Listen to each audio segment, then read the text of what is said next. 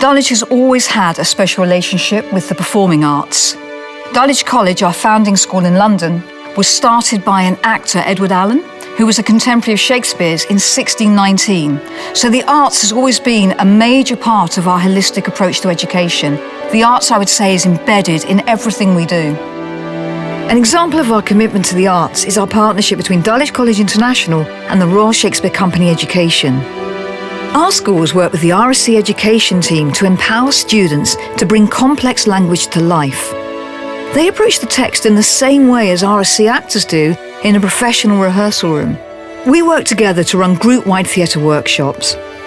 As different students from the Dulwich network come together, a safe environment is created where students can take risks, experiment, investigate and interpret. They learn to work as a team. These workshops develop a broad range of communication skills, not just in terms of language, but in terms of semiotics, communicating with every aspect of their bodies, from eye contact to the development of important social skills like compromise and negotiation. Preparing our students for life after Dulwich.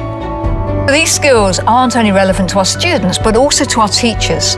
Here at Dulwich, we have a commitment to the professional development of our staff and the sustainability of these skills across the whole curriculum. Workshops and the rehearsal process lead to a performance, and this is where our students bring all the skills they've learnt to fruition and how they communicate to an audience.